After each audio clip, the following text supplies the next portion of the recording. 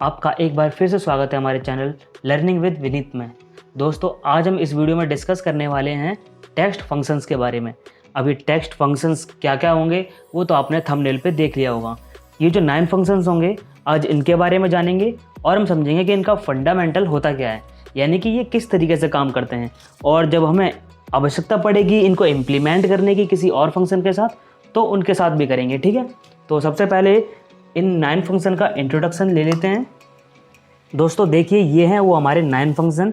अब इनका क्या क्या यूज़ होता है, जैसे ही मैं एक एक फंक्शन के बारे में बात करूँगा इनकी डेफिनेशन भी साथ साथ देता रहूँगा। ठीक है, तो सबसे पहले हम बात कर लेते हैं अपर फंक्शन के बारे में। तो अपर फंक्शन के लिए हमें चाहिए एक छोटा सा डेटा, क्योंकि जब हम किसी चीज़ को डिफ़ाइन करना चाहते हैं तो हम वर्बली बोल नहीं सकते हैं, उसके बारे में हमें प्रैक्टिकल भी दिखाना पड़ेगा। ठीक है, तो उसी प्रैक्टिकल को हम दिखा देते हैं यहाँ पर। वही चीज़ है हमारे पास, फिर से वही डेटा आ चुका है। डेटा के अंदर नेम दिए गए हैं और यहाँ पे अपर, लोअर और प्रॉपर। सबसे पहले हम 3 फंक्शन के बारे में समझते हैं। दोस्तों, अगर हम बात करें अपर फंक्शन के बारे में तो मैं बताऊं या फिर आप यहाँ से पढ़ो, एक ही बात है। देखिए, आप खुद से भी अगर आपको ये डेफिनेशन मेरे बताने से पता नहीं चल रही है तो आप इसे यहाँ से भी पढ़ सकते हो। देखिए ये क्या कर रहा है, converts a text string to all upper case letter. यानी कि ये कहना चाह रहा है कि हमारे पास में जो टेक्स्ट स्ट्रिंग होगा वो अपर केस लेटर में हो जाएगा, यानी कि वो कैपिटल लेटर में हो जाएगा। ठीक है, अगर हम लोकल लैंग्वेज में बोलें तो। अब मैं अपर फंक्शन को यूज़ करने जा रहा हूँ। मैंने अपर फंक्शन लगाया और उसके बाद में इसने मांगा टेक्स्ट। दोस्तों, ये जो फंक्शन है ये सिर्फ एक ही आर्ग्यूमेंट का है, यानी कि आपको देखने को मिलेगा टेक्स्ट। इसके आगे कॉमा लगाने के बाद में सेपरेटर दे के मैं कुछ भी नहीं कर सकता। देखिए फंक्शन यहाँ पे ख़त्म हो चुका है। ठीक है, तो ये सिंगल आर्ग्यूमेंट का फंक्शन है। मैं इसको रेफरेंस दे देता हूँ, अगर आप इसके अंदर कुछ टाइप भी करते हो तो वो भी काम करेगा। ठीक है, अब मैं क्या करता हूँ, रेफरेंस देने के बाद में एंटर प्रेस करता हूँ। देखिए दोस्तों, राजकुमार का कैपिटल राजकुमार हो चुका है और बाकी के जो भी नाम थे उनका सबका कैपिटल नेम हो चुका है। ठीक है, अगर हम बात कर लें मैनुअल टाइप करने की तो देखिए मैनुअल टाइप करके मैं दिखाता हूँ आपको। हम मैनुअल भी टाइप कर सकते हैं, बट यही है कि मैनुअल तो मैनुअल होता है, यानी कि हमको हर एक सेल में लिखना पड़ेगा। ठीक है, इसलिए हम क्या करते हैं, अपर फंक्शन का यूज़ करते हैं। दोस्तों, फंक्शन इसलिए ही तो बनाए गए कि हम काम को मैनुअली ना कर पाएँ। ठीक है, तो अब क्या करते हैं, इसके अंदर हम लिख देते हैं राज, स्मॉल में लिखते हैं ना, राजकुमार। ठीक है, अब देखिए एंटर प्रेस किया, राजकुमार। ठीक है, सेम वही चीज़ है, बट वही है कि मेरे को यहाँ पे फिर लिखना पड़ेगा, इसलिए हमारे लिए बेहतर रहेगा कि हम इसमें रेफरेंस दे दें। ठीक है, तो मैं आशा करता हूँ अपर फंक्शन आपको समझ में आ गया होगा। नेक्स्ट हमारा लोअर। दोस्तों, लोअर फंक्शन क्या करता है, ठीक इसके अपोजिट होता है। ये क्या करेगा, ये कर देगा सबको कैपिटल लेटर में और ये कर देगा सबको स्मॉल लेटर में। जैसे कि इसकी डेफिनेशन हम देख लेते हैं। देखिए, converts all letters in a text string to lower case. ठीक है, यानी कि लोअर केस मतलब स्मॉल लेटर। किस तरीके से, देखिए अब मैं क्या करता हूँ, रेफरेंस में ले लेता हूँ बी कॉलम में। बी कॉलम का मतलब जिसके अंदर हमने अपर फंक्शन यूज़ किया था। ठीक है, जिससे कि हमें ये भी पता चल जाएगा कि हमारा जो काम है वो प्रॉपर हो रहा है या नहीं हो रहा है। ठीक है, ये देखिए दोस्तों, बिल्कुल परफेक्ट तरीके से हो रहा है। ठीक है, यानी कि सबसे पहले हमने इसको अपर किया, फिर इसे लोअर किया। अब हाँ, हमने लोअर और अपर दोनों कर लिए हैं। पर मैं आपके सामने एक नेम सेक्शन लिख दूं और अपना नाम लिखने के लिए कहूँ तो क्या आप इन दोनों कॉलम में से कोई सा कॉलम यूज़ करना चाहोगे या नहीं? शायद नहीं करना चाहोगे, क्योंकि ये जो एक वे है नाम लिखने का ये गलत है। हमारे पास में कोई फॉर्म नहीं है जिसे हम फिल कर रहे हैं और उसके अंदर लिखा हुआ है कि कैपिटल लेटर में लिखिए, ना ही हम अपना नाम स्मॉल लेटर में लिख सकते हैं। हमारा जो नाम होता है वो किस तरीके से होता है दोस्तों, हमारा जो नाम का फर्स्ट नेम और लास्ट नेम है उसका फर्स्ट वाला लेटर कैपिटल होना चाहिए। ठीक है, बाकी के स्मॉल होना चाहिए, यानी कि वो प्रॉपर वे में होना चाहिए। तो इसी के लिए तो हमने इजाद किए हैं फंक्शन, यानी कि हमने यार इजाद नहीं किए हैं, ये इजाद किए हैं हमारे माइक्रोसॉफ्ट ने। ठीक है, अब देखिए दोस्तों, यहाँ मैंने प्रॉपर फंक्शन लगाया। ठीक है, अब प्रॉपर की डेफिनेशन देखिए, पहले क्या कह रही है, converts a text string to proper case. The first letter in each word to upper case and all other letters in lower case. यानी कि जो मैंने आपको बताया ठीक वही चीज़ होने वाली है इसके अंदर। पहला लेटर इसका कैपिटल हो जाएगा, एक वर्ड की बात कर रहा है ये। अब इसके अंदर अगर हम वर्ड की बात करें तो कितने हैं, 2 वर्ड हैं, एक राज और एक कुमार, ठीक है। अगर अगर राज के अंदर कैरेक्टर की बात करें तो हमारे पास है 3 कैरेक्टर, ठीक है। तो अब क्या करेगा ये, दोनों वर्ड के पहले वाले लेटर को कैपिटल में कर देगा। देखिए दोस्तों, ये प्रॉपर वे में नाम लिखा जा चुका है, अब इसके अंदर कोई भी कमी नहीं है। तो दोस्तों इस तरीके से होते हैं हमारे अपर, लोअर और प्रॉपर का यूज़। मैं आशा करता हूँ आपको ये तीनों फंक्शन समझ में आ चुके होंगे। अब हम बढ़ते हैं हमारे अगले 3 की तरफ, जो हैं लेफ्ट, राइट और मिड, ठीक है। लेफ्ट, राइट और मिड को समझने के लिए हमने एक और डेटा तैयार किया है, एक और डेटा कह लीजिए या फिर एक उसी का डुप्लीकेट कह लीजिए, क्योंकि हमारे अंदर सेम वही कॉलम है, नेम है उसके अंदर, और बाकी का हमारे पास में लेफ़्ट, राइट, मिड, ये 3 चीज़ें, ठीक है। अब ये लेफ़्ट, राइट, मिड ये क्या होता है दोस्तों, सबसे पहले हम बात करते हैं लेफ़्ट के बारे में। ये लेफ़्ट क्या करता है दोस्तों, यहाँ शर्त ये है कि जो लेफ़्ट वाला कॉलम है उसके अंदर मुझे राज चाहिए, और जो राइट वाला कॉलम है उसके अंदर मुझे रॉय चाहिए, और जो मिड वाला है उसके अंदर मुझे कुमार चाहिए। ये किस तरीके से होगा देखिए। सबसे पहले इसके अंदर हम बात कर लेते हैं पैरामीटर्स की। तो पैरामीटर्स के अंदर 2 ही हैं सिर्फ, है ना, टेक्स्ट और नंबर ऑफ कैरेक्टर, ठीक है। टेक्स्ट ये हो गया हमारा। नंबर ऑफ कैरेक्टर की बात करें, राज के अंदर कितने कैरेक्टर हैं, 3 कैरेक्टर हैं, ठीक है। तो 3 कैरेक्टर लगा दिए हमने, राज निकल के आ चुका है, ठीक है दोस्तों। इसी तरीके से अब हम बात कर लेते हैं राइट की, यानी कि रॉय की। अब ये रॉय किस तरीके से निकलेगा, सेम वही चीज़ होगी इसके अंदर भी। राइट फंक्शन लगाया हमने, इसके अंदर भी 2 आर्ग्यूमेंट है। जैसे इसने यहाँ से उठाया था RAJ, अब ये पीछे से उठाएगा दोस्तों, ये उठाएगा YOR, ये YOR उठाएगा, ना कि ये ROY उठाएगा, ठीक है। इस चीज़ का ध्यान रखिएगा। मैंने इसको दे दिया 3 क्योंकि रॉय के अंदर भी है 3, रॉय आ चुका है। अब है हमारा मिड। दोस्तों मिड फंक्शन क्या करता है, इसके अंदर एक आर्ग्यूमेंट बढ़ चुका है। क्यों बढ़ चुका है देखिए। सबसे पहले इसने मांगा टेक्स्ट, हमने टेक्स्ट दे दिया। देन ये मांग रहा है स्टार्ट नंबर, यानी कि आपका जो मिड वाला फंक्शन है वो स्टार्ट कहाँ से होने वाला है। कहने का मतलब ये है कि मान लीजिए हमारे पास में एक छोटा सा ग्राउंड है, 100 मीटर का ग्राउंड है, ठीक है। और हमारा एक साथी आता है जो कि थोड़ी देर बाद आता है, उसकी एक टाइम ड्यूरेशन काट दी जाती है और उसे बीच में से दौड़ा जाता है। अब बीच में से दौड़ा जाता है, इसके मतलब ये भी तो होगा कि कहाँ से दौड़ा जाता है।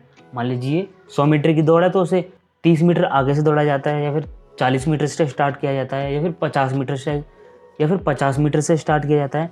तो उसका स्टार्टिंग पॉइंट तो होगा ना, क्योंकि अगर वो लेट आया थोड़ा सा तो उसका टाइम वहाँ से काट के हमने उसको आगे पुश कर दिया। मैं एक एग्जाम्पल दे रहा हूँ जस्ट, ठीक है। तो उसका जो स्टार्टिंग पॉइंट होगा वही इसका है। अब ये हमारा मान लीजिए ये एक ट्रैक है, ये 100 मीटर की दौड़ है, और इसके 100 मीटर की नहीं, इसके अंदर जो कैरेक्टर हैं हम उतने मीटर की दौड़ रखते हैं, ठीक है। अब ये कह रहा है कि दोस्तों स्टार्ट नंबर, आपका जो फंक्शन स्टार्ट होगा वो कहाँ से होगा। देखिए मैं गिनता हूँ यहाँ से, राज में 1 2 3 और उसके आगे है एक स्पेस, तो ऑब्वियसली स्पेस जो है वो भी टेक्स्ट होता है, तो उसे भी हम काउंट करेंगे। ये हो गया 4, ठीक है। और देन 5। अब मैंने 5 क्यों लिया, क्योंकि हमें के से स्टार्ट करना है, ना कि हमें स्पेस से स्टार्ट करना है, ठीक है। तो हमने लिख दिया यहाँ पे 5, ठीक है। अब दोस्तों कॉमा लगा देते हैं। अब ये कह रहा है नंबर ऑफ कैरेक्टर। अब 5 के बाद में आपको कितने कैरेक्टर चाहिए, कुमार कितने कैरेक्टर का है, 1 2 3 4 5, यानी कि कुमार के अंदर 5 कैरेक्टर हैं, तो यहाँ पे भी हम 5 दे देते हैं, ठीक है। 5 देने के बाद में अब हमारा काम हो चुका है फिनिश। हमारे सामने जो आंसर आएगा वो आएगा कुमार, ठीक है दोस्तों। बट लेकिन किंतु परंतु हमने ये सब तो निकाल लिया, ये जो हमारी कंडीशन थी वो तो फुलफिल हो गई है, बट अदर्स का क्या है, जो नीचे हैं उनका भी तो यही चीज़ आना चाहिए ना, कि पायल अलग आ जाए, सींग अलग आ जाए और राजपूत अलग आ जाए। दोस्तों ये कैसा सवाल कर दिया, क्योंकि हमने क्या करा है देखिए। अब क्या कहते हो, आंसर आना चाहिए नहीं आना चाहिए, थोड़ा सा मुश्किल है, थोड़ा नहीं बल्कि नामुमकिन है। देखिए दोस्तों ऑब्वियसली वही चीज़ आएगी जो हमने इससे पूछी होगी। हमने पूछी है इससे कि लेफ्ट में से 3 कैरेक्टर उठाइए, तो दोस्तों 3 कैरेक्टर ही तो उठा के देगा ये। हमें ऑटोमेटिक ये 5 तो नहीं दे देगा, कि पायल को पूरा तो नहीं कर देगा, कमल को पूरा तो नहीं कर देगा, राजेश को पूरा तो नहीं कर देगा। दोस्तों इनको हम और अच्छे तरीके से करेंगे आने वाले कुछ और वीडियोस के अंदर, क्योंकि अभी हम इसके बारे में सिर्फ इंट्रोडक्शन ले रहे हैं, यानी कि हम समझ रहे हैं ये फंक्शंस काम कैसे करते हैं। मैं आशा करता हूँ ये 3 और फंक्शन का आपको बेसिक क्लियर हो चुका होगा, यानी कि आपको पता चल चुका होगा ये काम किस तरीके से करते हैं। और एडवांस लेवल के लिए आपको इस चैनल को सब्सक्राइब करना पड़ेगा और साथ ही में जो बेल आइकन है उसे भी दबाना पड़ेगा।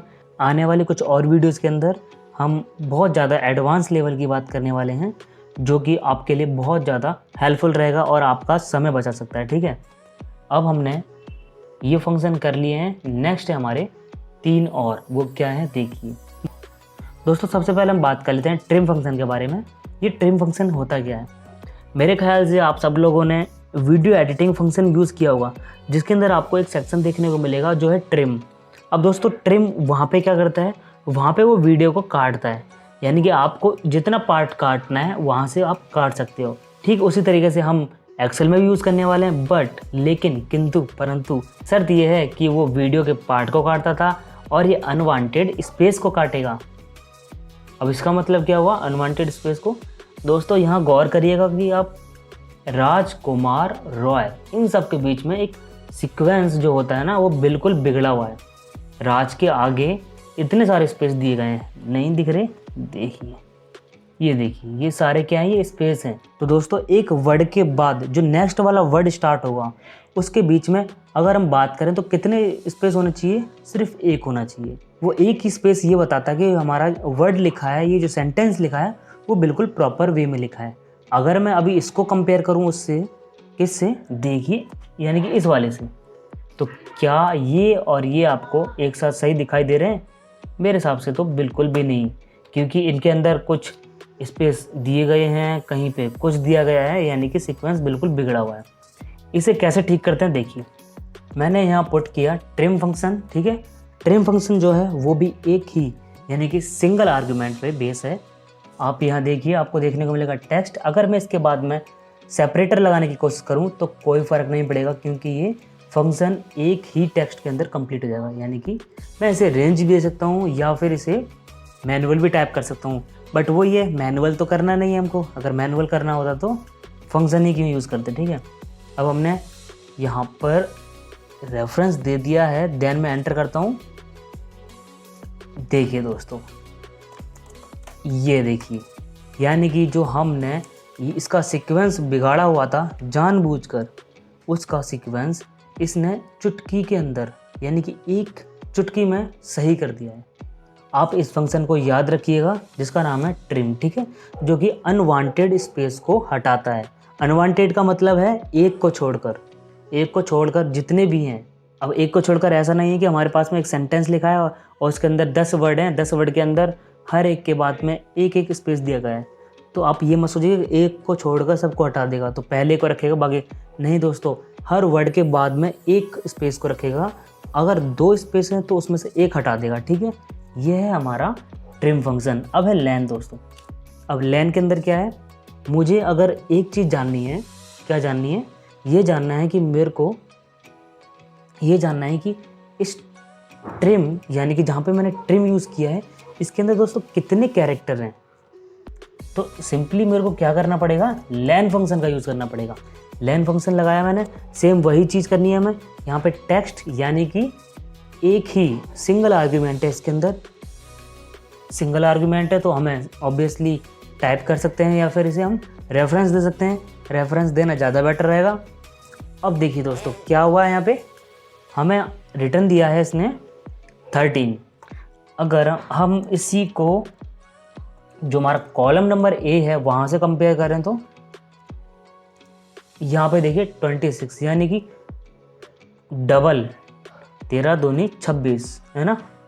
तो दोस्तों इतने सारे स्पेस दिए हुए थे इसके अंदर, जो कि यहाँ से रिमूव करके, तो दोस्तों ये जो लेन फंक्शन है वो क्या करता है, इसके अंदर कितने कैरेक्टर है उसका लेंथ बताता है। ठीक है, उस कैरेक्टर को काउंट करके एक हमें रिटर्न में वैल्यू पास करता है। रिटर्न में हमें वैल्यू देता है। ठीक है, मैं आशा करता हूँ ये लेन फंक्शन भी आपको क्लियर हो चुका होगा। देन हमारा कॉन्कैटिनेट। दोस्तों कॉन्कैटिनेट मैं शायद आपको पहले ही बता चुका हूँ, बट वो ये वाला कॉन्कैटिनेट था। पर आज हम बात करने वाले हैं कॉन्कैटिनेट फंक्शन के बारे में। जी हाँ दोस्तों, अभी कॉन्कैटिनेट फंक्शन क्या होता है, मैंने लगाया कॉन्कैटिनेट, ये देखिए आपको नीचे दिखेगा कॉन्कैटिनेट लिया मैंने। अब इसके अंदर आपको कई सारे आर्गुमेंट देखने को मिलेगी। देखिए मैं यहाँ पे सेपरेटर लगाता जा रहा हूँ और ये हमारे जो कमांड है वो बढ़ती जा रही है। ठीक है, बट हमें इतनी स्पेस और इतने सारे सेपरेटर की ज़रूरत नहीं है, इसे मैंने हटा दिया है। अब देखिए दोस्तों क्या करता है ये, मैं इन दोनों को मर्ज करना चाहता हूँ, यानी कि जॉइंट करना चाहता हूँ। तो किस तरीके से कर सकता हूँ, ये दिया मैंने, देन मैं इसके बाद कॉमा लगाया यानी कि सेपरेटर लगाया। अब उसके बाद मैं इसे दे देता हूँ। ठीक है, देन मैं करता हूँ एंटर। अभी रिटर्न में क्या आया, राजकुमार रॉय, फिर उसके बाद में रॉय के जस्ट बगल में राजकुमार रॉय। ऐसे शायद समझ में नहीं आ रहा ढंग से, एक और तरीका है। ठीक है, एक और तरीका क्या है, देखिए हमारे पास में दोस्तों दो नेम दिए गए हैं, एक है फर्स्ट नेम, एक है लास्ट नेम। ठीक है, दो का मतलब ऐसा नहीं कि एक राज और एक पायल, नहीं, दो कॉलम में नेम दिए गए हैं। ठीक है, एक में फर्स्ट नेम दिया गया है, दूसरे में लास्ट नेम दिया गया है। अब हमें क्या करना है, इन्हें मर्ज करना है, यानी कि एक साथ करना है। तो किस तरीके से करेंगे दोस्तों, वही फंक्शन लगाएंगे हम जो हम बात कर रहे हैं, यानी कि कॉन्कैटिनेट। अभी कॉन्कैटिनेट कहाँ मिलेगा, ये रहा।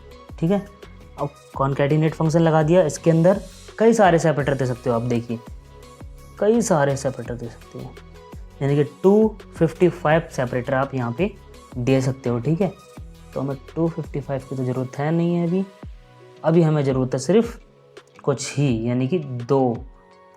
यहाँ पे मैंने E2 पास किया, देन मैं क्या करता हूँ दोस्तों, उसके बाद मैंने सेपरेटर लगाया। अब दोस्तों इसके बाद मैंने दे दिया लास्ट नेम। ठीक है, लास्ट नेम देने के बाद मैं ऐसे करता हूँ एंटर। क्या मेरा आंसर जो है वो सही आएगा या नहीं, देखते हैं। आंसर तो आ गया दोस्तों, बट आंसर आया तो है, थोड़ी सी गड़बड़ करके चला गया। राजेश के आगे जो झा लिखा है, राजकुमार, राज के आगे जो कुमार लिखा है, पायल के आगे जो सिंह लिखा है, समझ में आ रहा है, कुछ भी समझ में नहीं आ रहा है। यानी कि सेपरेटर तो होना चाहिए बीच में, सेपरेटर का मतलब है मेरा स्पेस, ये भी तो होना चाहिए, तभी तो मुझे पता चलेगा कि ये दोनों अलग अलग हैं। ठीक है, दोबारा से जाते हैं हम उसी फंक्शन पे। अब मैंने एक सेपरेटर लगाया दोस्तों, इसके आगे मैं क्या करता हूँ, एक स्पेस दे देता हूँ बस। ठीक है, ये देखिए अब हमारा फंक्शन काम करेगा। और एक और चीज़, अगर आप इसे फंक्शन के थ्रू ना करना चाहो तो किसके थ्रू कर सकते हो, किसके थ्रू कर सकते हैं, देखिए ये हमने लगाया। ठीक है, अगर हम ऐसे करें तो क्या आएगा, कुछ नहीं आएगा। अगर हम ऐसे एंटर मारें तो क्या आएगा, कुछ नहीं आएगा दोस्तों। एक काम कर सकते हैं, इसके आगे हम लगाते हैं %, देन ये लगाया और इसके आगे हम लगाते हैं %। क्या आया दोस्तों रिटर्न में, राजकुमार, यानी कि हमारा जो आंसर है सेम आया है। अब ये % क्या होता है दोस्तों, ये भी एक तरीके से कॉन्कैटिनेट का ही काम करता है। ठीक है दोस्तों, मैं आशा करता हूँ ये वीडियो आपको पसंद आई होगी और आपका जो कॉन्सेप्ट था वो यहाँ से क्लियर हो चुका होगा। हालांकि वीडियो थोड़ी सी बड़ी हो चुकी है, बट ये वीडियो काम की है। आप इसे दूसरों के साथ में शेयर करिए ताकि दूसरे भी सीख सकें कुछ नया। तो मिलते हैं अगली वीडियो में, तब तक के लिए जय हिंद, जय भारत।